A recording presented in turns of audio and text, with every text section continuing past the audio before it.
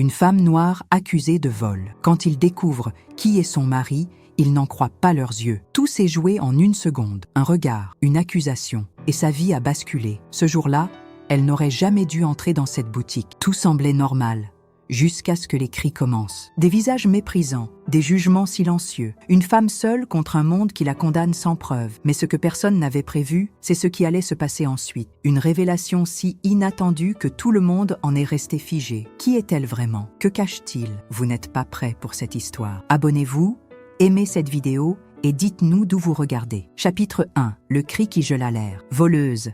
Appelez la police. Elle a volé. Le cri perça l'air comme une lame de rasoir, glaçant d'un coup l'ambiance feutrée de la boutique. Tous les regards se tournèrent vers la source du tumulte. Une vendeuse, le visage rouge d'indignation, pointait du doigt une femme noire, figée, tenant un petit sac en cuir bordeaux entre ses doigts. Aïssata. Elle ne bougea pas, paralysée non par la peur, mais par une stupéfaction muette. L'accusation flottait dans l'air comme une gifle. Un choc dont elle ne savait même pas comment se défendre. L'espace d'un instant, le silence s'étira, épais, étouffant, avant que la vague ne déferle. Murmures, bruissements de tissus luxueux. Des clientes échangèrent des regards entendus. Un homme en costume murmura à sa femme. Bien sûr, toujours la même histoire. Une sensation chaude et acide lui monta dans la gorge. Elle connaissait cette scène. Elle l'avait vue 1000 fois dans les journaux, dans les histoires de ses amis. Mais jamais, elle n'avait pensé que cela lui arriverait à elle. Un vigile s'approcha, grand, massif, avec cet air faussement courtois, réservé aux incidents qui risquaient de perturber la clientèle. « Madame, veuillez me suivre !» Son ton était calme, trop assuré. Il ne lui demandait pas, il lui ordonnait. Aïssata ouvrit enfin la bouche. « Je vous demande pardon, il y a sûrement une erreur. » Mais déjà, un deuxième vigile arrivait, plus jeune, plus nerveux. La situation lui échappait. « On a tout vu, madame. Ne compliquez pas les choses. » Sa respiration s'accéléra. Ils étaient sûrs d'eux, plus sûrs qu'elle-même, comme si sa culpabilité était une évidence. « Non, vous faites une terrible erreur. » Elle tenta de se redresser, de reprendre contenance. Elle était Aïssata Dubois. Elle n'était pas une inconnue. Elle était une femme instruite, une femme respectée, une femme de ce pays. Mais à cet instant précis, tout cela ne comptait plus. Elle entendit le claquement sec des talons d'une autre vendeuse qui revenait du comptoir avec un téléphone à la main. « La police est en route !» Un frisson d'angoisse la traversa. Elle voulait crier, exiger que quelqu'un l'écoute, mais elle savait que cela ne ferait qu'empirer la situation. Des clients commencèrent à filmer. « Regarde ça, tu crois qu'elle va pleurer ?» Le commentaire était glacial, lancé avec une cruauté distraite. Une scène, un spectacle. Ils attendaient sa chute. Le vigile resserra sa prise sur son bras. « Venez !» Aïssata sentait ses jambes trembler. L'air semblait peser sur sa poitrine. Il fallait qu'elle trouve une issue, vite. Et alors, elle lança d'une voix forte « Appelez mon mari !» Le vigile haussa un sourcil. « Pardon ? Appelez mon mari. Il peut prouver mon innocence. » Elle vit les yeux de certains clients briller de curiosité malsaine. Qui était donc ce mari mystère? Le vigile eut un sourire en coin, presque amusé. « Et qui est votre mari, madame? Le président de la République ?» Rires étouffés. Aïssata inspira profondément. Puis, elle le regarda droit dans les yeux et prononça lentement « Mon mari est l'homme qui peut détruire votre vie. » Le vigile perdit son sourire. Chapitre 2. L'homme que personne n'attendait. L'air dans la boutique semblait s'être figé. Un silence étrange, pesant, s'étendit comme une nappe de plomb. Seuls les murmures discrets des clients rompaient cette torpeur glaciale. Tous les regards, d'abord voyeurs et moqueurs, s'étaient transformés en curiosité inquiète. Le vigile cligna des yeux. Il hésita, juste une fraction de seconde, mais cette hésitation changea tout. « Qu'est-ce que vous dites ?» demanda-t-il, sa voix perdant un peu de son assurance. Aïssata sentit un frisson parcourir son échine. Elle avait gagné une brève ouverture. « Je dis que si vous continuez cette mascarade, vous en subirez les conséquences. Appelez mon mari, maintenant. » Il y avait dans sa voix quelque chose de glacial, de tranchant. Un ton qui n'appartenait pas à une criminelle prise en flagrant délit, mais à une femme qui savait exactement qui elle était et ce qu'elle valait. Le premier vigile, celui qui tenait encore fermement son bras, échangea un regard rapide avec son collègue. L'hésitation se transforma en malaise. L'idée qu'ils puissent avoir fait une erreur, même infime, se glissa entre eux. La vendeuse qui l'avait accusée croisa les bras et souffla d'un air irrité. « Enfin, on ne va pas perdre du temps avec ces histoires. » Mais avant qu'elle puisse en dire plus, un autre bruit s'ajouta à la tension ambiante, le tintement métallique d'une porte vitrée qu'on pousse avec brusquerie. Un homme entra, et cette fois, c'est toute la boutique qui retint son souffle. Il n'avait pas besoin d'élever la voix pour être entendu. Il n'avait pas besoin d'un uniforme pour être respecté. L'homme qui venait d'entrer dans la boutique était un monument en lui-même. Samuel Dubois. Un costume bleu marine taillé sur mesure, une cravate sombre, savamment nouée, des chaussures impeccables dont les talons claquaient doucement sur le sol en marbre. Tout dans son apparence respirait l'élégance et la puissance. Un visage marqué par l'âge, mais encore impressionnant. Un regard perçant sous des sourcils légèrement froncés. Un homme que l'on ne bouscule pas. Et pourtant, il s'arrêta juste après le seuil, perdu, légèrement hagard. Quelque chose clochait. Aïssata le vit tout de suite. Elle connaissait cette démarche, cet infime tremblement dans les mains qu'il tentait de cacher en les glissant dans ses poches. Elle savait que sous cette carapace de dignité et de pouvoir, il y avait une faille, un gouffre qui s'ouvrait de plus en plus chaque jour. Samuel cligna des yeux. Son regard balaya la pièce, cherchant un repère. Puis, il s'arrêta sur elle. Aïssata sentit son cœur s'emballer. Il était là, il allait la sauver. Mais alors, il parla. « Qui êtes-vous » La phrase tomba comme un coup près. Un silence de mort suivit. Aïssata eut l'impression que l'air lui manquait. Sa gorge se serra. Elle ne réagit pas immédiatement parce que ce qu'il venait de dire était impossible. Elle ouvrit la bouche, mais aucun son n'en sortit. Samuel tourna la tête vers le vigile. Il fronça les sourcils. « Pourquoi ai-je été appelé ? Quelle est cette histoire ?» Le vigile, qui semblait prêt à recevoir un ouragan de colère, hésita encore plus. Il se racla la gorge et lâcha dans un murmure « Monsieur Dubois, cette femme prétend être votre épouse. » Les yeux de Samuel s'agrandirent légèrement, comme si l'information peinait à atteindre son esprit. Puis, il secoua la tête. C'est absurde. La réalité s'effondra sous les pieds d'Aïssata. Elle chancela légèrement, comme si quelqu'un venait de lui donner un coup de poing invisible en pleine poitrine. Il ne la reconnaissait pas. Elle sentit un froid insupportable se répandre dans son ventre, une peur primitive, un vertige. Un rire sec et satisfait fusa quelque part derrière elle. La vendeuse, triomphante, croisa les bras. « Vous voyez, une menteuse, en plus d'une voleuse. » Aïssata se tourna lentement vers Samuel, cherchant quelque chose dans son regard. Un signe, un éclat, un fragment du mari qu'elle connaissait. Mais il n'y avait rien, juste de la confusion. Du doute. Son souffle devint court. Son esprit hurlait pour qu'il se souvienne. Elle fit un pas vers lui. « Samuel !» Il recula instinctivement, comme si elle était une étrangère. Et alors, Aïssata sentit les larmes lui monter aux yeux. Parce que, pour la première fois, elle comprit. Elle était vraiment seule. Chapitre 3. L'injustice parfaite. La lumière crue de la boutique semblait brûler Aïssata de l'intérieur. Chaque regard sur elle était un poids supplémentaire sur ses épaules. Elle ne savait plus si elle tremblait de colère ou de douleur. Samuel ne la reconnaissait pas. Et personne n'allait la croire. Le vigile reprit confiance. Il se redressa, les épaules larges, et regarda Samuel avec un respect renouvelé. « Monsieur Dubois, veuillez nous excuser pour ce désagrément, mais cette femme a été prise en flagrant délit de vol. » Samuel tourna lentement la tête vers Aïssata, comme s'il l'examinait pour la première fois. De vol ? Elle tentait de partir avec ce sac. Le vigile pointa du doigt la petite pièce de maroquinerie encore posée sur le comptoir. Un sac que Samuel lui-même lui avait offert il y a des années. Aïssata sentit son estomac se tordre. Tout était en train de se jouer ici, maintenant. Samuel cligna des yeux, confus. « Mais si elle dit être mon épouse, c'est peut-être une erreur, non ?» Le vigile secoua la tête avec fermeté. « Monsieur Dubois, votre épouse, elle est peut-être chez vous, en ce moment ? Vous connaissez cette femme ?» Aïssata retint son souffle. Samuel fit une pause. Son regard restait perdu, vide. Puis il murmura, incertain. « Je ne crois pas. » Un frisson d'horreur traversa Aïssata. C'était fini. Les clients continuaient à murmurer, fascinés par cette scène qui semblait tout droit sortie d'un film. Les jugements silencieux pleuvaient. Pauvre homme, une manipulatrice. Ça se voit tout de suite. Ces femmes-là savent comment s'y prendre. Une bouffée de rage monta en elle. Elle devait se battre. Elle fit un pas en avant. « Samuel, regarde-moi. » Il eut un mouvement de recul presque imperceptible. « Samuel, c'est moi. » Elle chercha son regard, mais lui, troublé, détournait les yeux. Il ne voulait pas voir, ou ne pouvait pas. « Je suis ta femme. Tu es Samuel Dubois. Tu as 67 ans. Tu es né à Lyon. Tu détestes les fraises. Tu oublies souvent tes lunettes sur le rebord de la cheminée. Les souvenirs, elle devait le ramener à elle. » Samuel plissa les yeux. Quelque chose, un infime éclat de reconnaissance, traversa ses traits.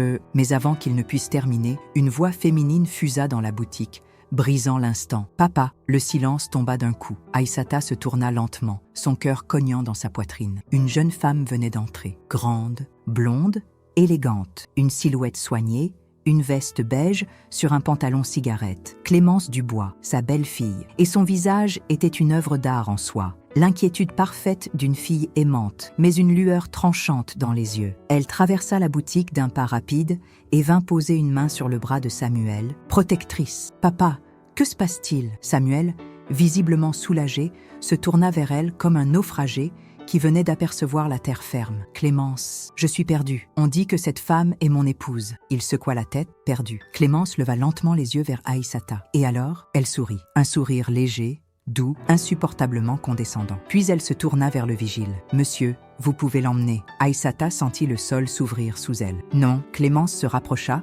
baissa la voix juste assez pour qu'elle seule puisse l'entendre. « Tu ne devrais pas être là. » Puis, d'un ton parfait, audible de tous, « Je suis désolée, vraiment. Elle est perturbée. Cela arrive. » Avec les années, un murmure approbateur se répandit dans la boutique. C'était parfait, l'injustice parfaite. Et alors, le policier entra. « Madame Aïssata Dubois, vous êtes en état d'arrestation. » Chapitre 4. La chute. Les menottes étaient glaciales. Aïssata sentit le métal mordre la peau de ses poignets avec une brutalité froide. L'infamie, l'humiliation. Elle, une femme digne, une femme qui avait traversé la vie avec droiture, était traitée comme une vulgaire criminelle. La boutique vibrait d'un silence malsain, seulement troublé par le cliquetis sec des menottes et le murmure insidieux des clients. Les regards fusaient, avides. C'est bien fait pour elle. Imagine, elle devait essayer de profiter du pauvre monsieur Dubois. Les gens ne savent plus où s'arrêter. Aïssata ferma les yeux. Une fraction de seconde. Restez calme. Respirez. Ne pas donner au vautour le plaisir de la voir s'effondrer. Elle ne vit pas le regard de Samuel. Mais elle entendit sa voix, un murmure incertain. « Pourquoi faites-vous cela » Le policier l'ignora. « Avancez, madame. » Un choc la traversa. Le « madame » sonnait presque ironique, comme si sa dignité était une illusion, quelque chose d'éphémère qui lui avait été retiré d'un seul geste. Aïssata se retourna. Samuel était toujours là, figé, l'air perdu. Il ne comprenait pas. Elle vit Clémence resserrer sa prise sur son bras, lui murmurant quelque chose qu'elle ne put entendre. Les yeux de Samuel vacillèrent. Un voile d'incompréhension, de fatigue. Un homme brisé par sa propre mémoire. Et elle, broyée par son silence. Aïssata sentit la rage lui brûler la poitrine. Elle aurait pu crier, supplier, hurler son innocence, mais elle ne le fit pas. Elle leva simplement le menton, droit, fier, et elle marcha. L'air frais du boulevard Haussmann lui fouetta le visage lorsqu'elle franchit les portes de la boutique. Le ciel de Paris était d'un gris menaçant, chargé d'un orage qui refusait d'éclater. Le policier la guida vers la voiture, fermement mais sans brutalité. « Vous avez le droit de garder le silence. Toute déclaration pourra être retenue contre vous. » Elle n'écoutait pas, elle n'écoutait plus. Parce que là, juste devant eux, des journalistes attendèrent déjà. Un tourbillon de flashs, de caméras, de micros tendus. « Madame Dubois, un commentaire ? Est-il vrai que vous avez tenté d'escroquer votre propre mari ? Avez-vous abusé de la confiance de Monsieur Dubois ?» Elle serra les dents. Qui avait prévenu la presse ? Elle sentit la réponse avant même que la question ne se forme. Clément, bien sûr. La descente aux enfers était savamment orchestrée. Chaque détail pensé, calculée. Elle ne devait pas seulement tomber, elle devait être détruite. Le policier ouvrit la portière, entrée. Elle inspira profondément. Et à cet instant précis, elle fit une promesse. Elle ne laisserait pas cette histoire se terminer ainsi. Elle entra dans la voiture. Les portes se refermèrent. Et Paris continua de tourner, indifférent, pendant qu'elle plongeait dans l'injustice la plus absolue. Chapitre 5. La nuit en cellule. Les murs étaient gris, froids, impassibles. Aïssata était assise sur le banc métallique d'une cellule minuscule, le dos droit, les mains crispées sur ses genoux. Elle refusait de trembler. Elle avait été fouillée, interrogée, humiliée. Ils avaient pris son sac, son téléphone, même ses bijoux. Elle n'était plus Aïssata Dubois, l'épouse d'un homme influent. Elle n'était plus rien. Au fond de la cellule, une femme au regard éteint l'observait en silence. Une détenue comme elle. « C'est quoi ton histoire ?» demanda-t-elle enfin, d'une voix rauque. Aïssata releva la tête. « Mon histoire ? Quelle ironie !» Son histoire n'appartenait plus à elle seule. Elle était déjà en train d'être déformée, mâchée, recrachée dans les journaux. Sur les écrans, les gros titres défilèrent sûrement. Aïssata Dubois, épouse du magnate Samuel Dubois, arrêtée pour vol. Un scandale qui éclabousse la famille Dubois. Escroquerie ou malentendu, une enquête est en cours. Le venin de Clémence s'était déjà répandu. Elle savait que chaque minute passée ici jouait contre elle. Erreur judiciaire, murmura-t-elle finalement. La femme ricana. Ouais, comme nous toutes. Aïssata ne répondit pas. Un silence pesant s'installa, seulement troublé par le bourdonnement lointain des néons et les éclats de voix des policiers dans le couloir. Les heures s'étiraient, longues, suffocantes. Puis, enfin, des bruits de pas. Elle redressa la tête. Un policier ouvrit la porte. « Madame Dubois, vous avez un appel. » Une salle exiguë, un téléphone fixe vissé au mur. Aïssata s'en empara immédiatement. « Allô ?» Une respiration tremblante à l'autre bout du fil. Puis, une voix. « Samuel. » Aïssata, son cœur rata un battement. Il se souvenait, mais avant qu'elle ne puisse répondre, il murmura, d'une voix brisée, « Je suis désolé. Je ne sais plus ce qui est vrai. » Elle sentit sa gorge se serrer. « Samuel, écoute-moi. Il y a quelque chose qui ne va pas. Tout ça, c'est un piège. » Un silence. Puis, une respiration hachée. Clémence dit que « Ne l'écoute pas », le coupa-t-elle, plus violemment qu'elle ne l'aurait voulu. Mais il y eut un cliquetis. La ligne venait d'être coupée. Aïssata ferma les yeux. Clémence était déjà en train de le retourner contre elle. Et le pire, c'est que ça fonctionnait. Chapitre 6. La vérité. Dérobée. L'écho du téléphone raccroché résonna encore quelques secondes dans l'oreille d'Aïssata, comme un coup de feu silencieux. Un bruit sourd, brutal, qui lui broyait les entrailles. Elle resta figée, le combiné serré entre ses doigts, comme si le simple fait de le tenir pouvait ramener Samuel de l'autre côté de la ligne. Mais il n'y avait plus rien. Seule, une pièce étroite, l'odeur âcre du plastique usé et un policier impatient qui tapotait contre la porte. « Madame, c'est fini !» Un rire amer monta en elle. « Fini ? Non, ça ne faisait que commencer. » Elle inspira lentement, reposa le téléphone et sortit de la petite salle sous le regard indifférent du gardien. Ils étaient tous indifférents. L'attente dans la cellule s'étira. Aïssata, assise sur le banc glacé, les mains jointes, essayait d'ordonner ses pensées. Elle savait qu'elle devait rester lucide, ne pas se laisser happer par la peur. Mais la peur était là, rampante, et elle portait un nom, Clémence. Clémence, avec son sourire mesuré, son calme de velours. Clémence qui, en un battement de cils, avait orchestré sa chute. Pourquoi ? Pourquoi ce besoin de l'effacer ? La réponse était enfouie quelque part. Aïssata en était sûre, et elle allait la trouver. Le bruit des talons sur le marbre. L'aube était encore loin lorsqu'un bruit de talons résonna dans le couloir. Un claquement net, précis. Puis, une voix. « J'exige de parler à mon père. » Aïssata ferma les yeux un instant, sachant déjà à qui elle appartenait. La porte de la cellule s'ouvrit dans un grincement. Clémence apparut,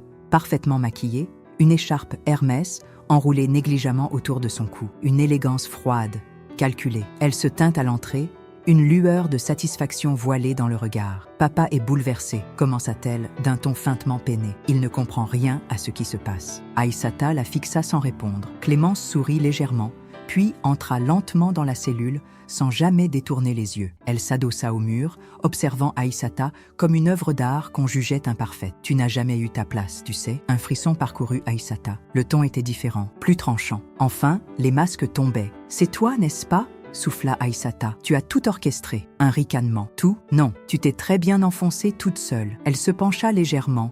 Ses yeux brillaient d'une lueur cruelle. Les gens adorent voir tomber celles qui se croient intouchables. Elle recula, ajusta son écharpe et haussa les épaules. « Repose-toi bien. » Puis elle sortit, laissant derrière elle l'odeur amère de son parfum et un silence glacé. L'avocat et la vérité qui s'échappent. À l'aube, Aïssata fut réveillée par le bruit métallique des clés dans la serrure. Un policier entra. « Votre avocat est là. » Elle se redressa immédiatement. Enfin, dans la salle d'interrogatoire, un homme attendait, grand, mince, en costume 3 pièces, l'air austère. Maître Lefebvre. Il ajusta ses lunettes et la regarda, impassible. « Madame Dubois, j'ai de bonnes et de mauvaises nouvelles. » Aïssata croisa les bras. Commencez par la mauvaise. Il sortit un dossier de sa sacoche, ouvrit lentement la première page et posa ses yeux dessus avant de déclarer. Samuel a signé un document officiel. Son sang se glaça. Quel document ? L'avocat la fixa un instant, comme s'il hésitait à parler. Il a affirmé par écrit ne plus se souvenir de votre mariage. Le sol se déroba sous ses pieds. Ce qui signifie,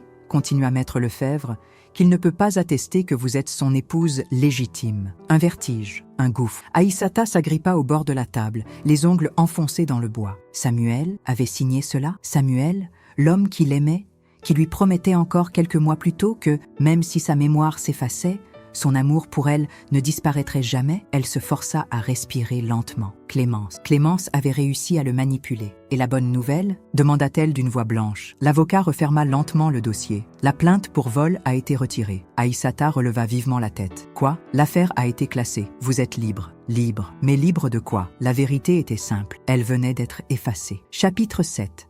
L'exil forcé. Les grandes portes du commissariat se refermèrent derrière elle dans un claquement lourd. L'air du matin était frais, mais il n'avait plus la même saveur. Aïssata fixa l'horizon. Paris s'éveillait lentement, indifférente à son drame. Elle, qui s'était toujours sentie chez elle dans cette ville, se trouvait désormais étrangère à chaque rue, chaque façade. Samuel ne se souvenait plus d'elle. Clémence avait gagné. Et elle venait d'être rayée de sa propre vie. Une voiture noire l'attendait devant le commissariat. Maître Lefebvre l'observait derrière ses lunettes rectangulaires, le visage impassible. « Il y a une voiture pour vous ramener chez vous. » Chez elle. Quelle blague, elle n'avait plus de chez elle. Pas si Samuel ne se souvenait plus d'elle. Aïssata ouvrit la portière, s'installa en silence.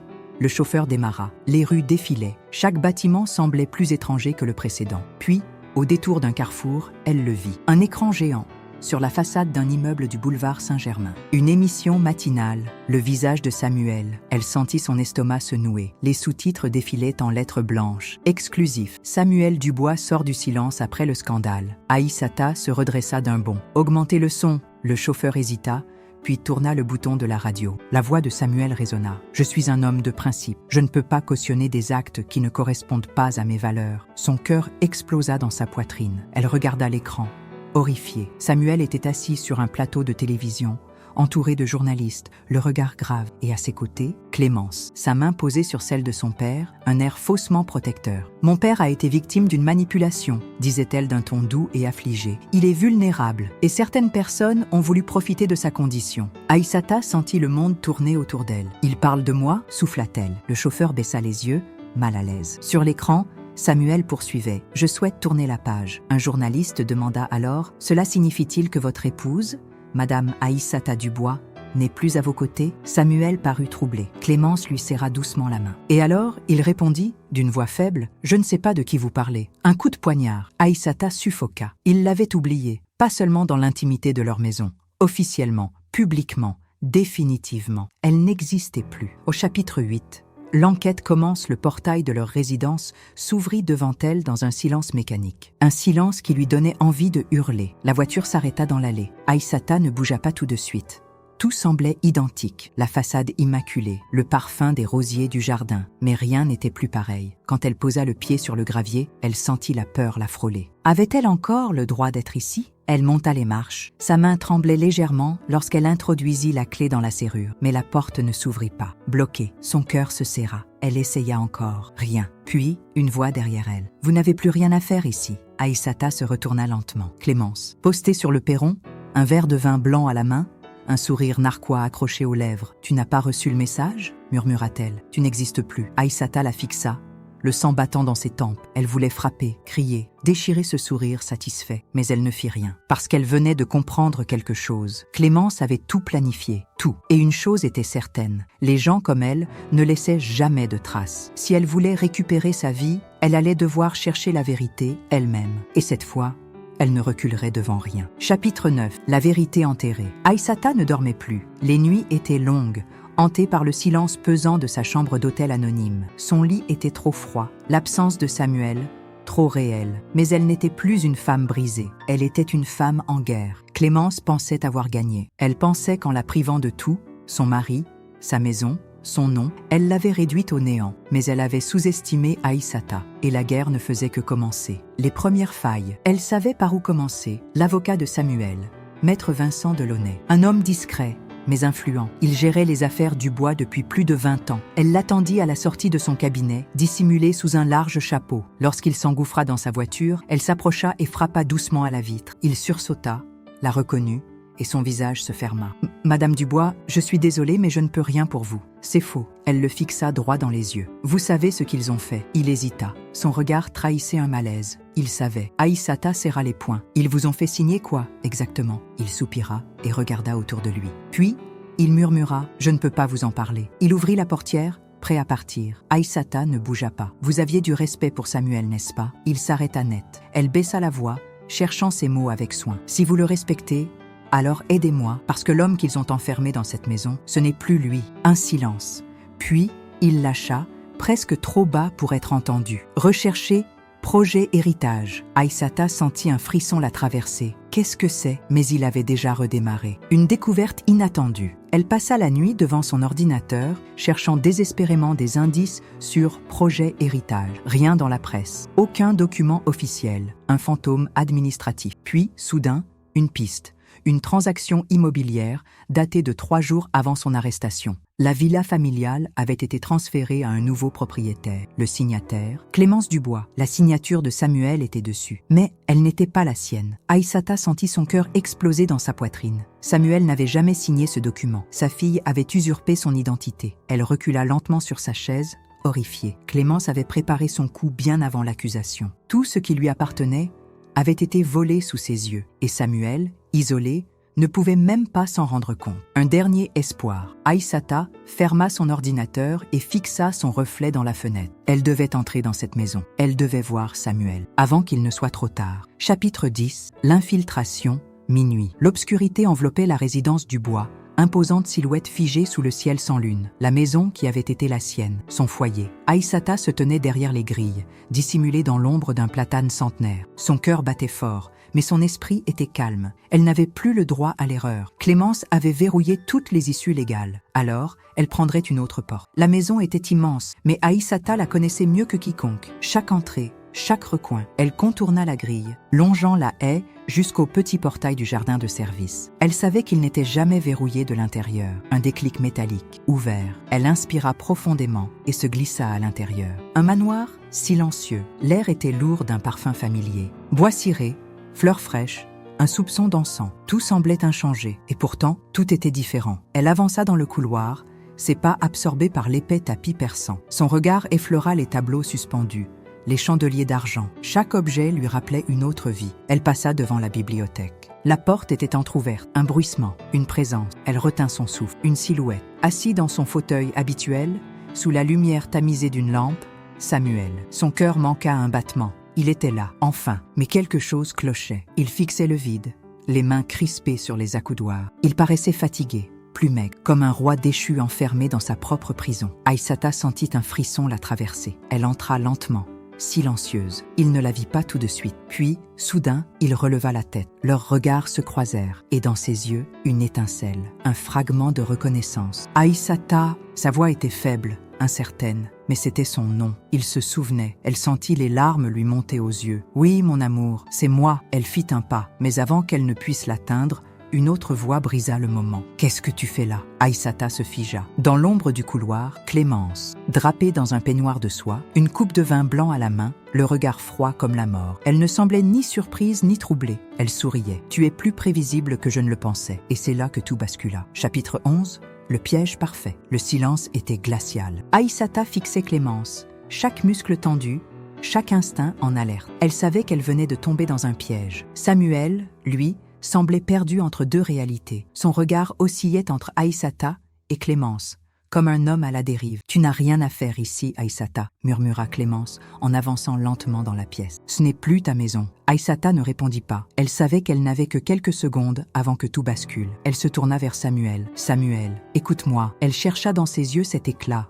ce souvenir. Elle savait qu'il était encore là, quelque part sous le brouillard. « Regarde-moi bien. Je suis ta femme. Je suis celle avec qui tu as partagé ta vie. » Samuel fronça les sourcils. Son regard se brouilla. « Mais Clémence m'a dit que... » Clémence soupira et posa son verre de vin sur la table en bois massif. Puis, elle leva lentement la main. 2 silhouettes apparurent aussitôt dans l'encadrement de la porte. 2 hommes, des vigiles privés. « Ramenez-la dehors !»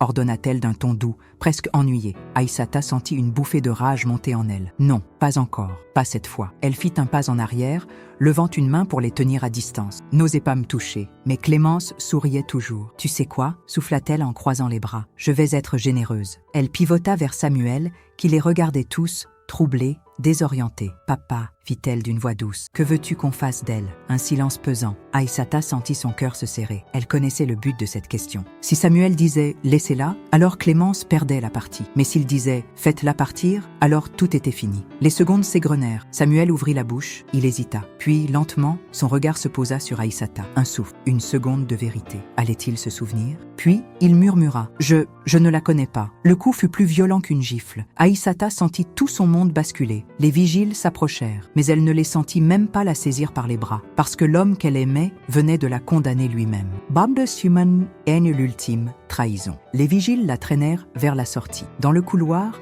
son reflet dans le grand miroir du salon lui apparut. Une femme défaite, un fantôme dans sa propre maison. Clémence les suivait, sereine, un sourire satisfait aux lèvres. Avant qu'il n'atteigne la porte, elle s'approcha d'Aïssata et murmura à son oreille « Tu vois, Aïssata ?» Elle pencha légèrement la tête, savourant chaque mot. Ce n'était même pas si difficile. La rage explosa en Aïssata. Elle se dégagea brutalement des vigiles et fit face à Clémence, ses yeux brûlants de fureur. « Tu as peut-être gagné cette fois, Clémence. » Sa voix tremblait, non pas de peur, mais d'une colère froide et tranchante. « Mais souviens-toi d'une chose, les mensonges ont une date d'expiration. » Clémence arqua un sourcil, amusée. « Vraiment ?» Elle se pencha légèrement et murmura « Alors j'espère que tu sauras patienter très longtemps. » Puis elle fit signe au vigile.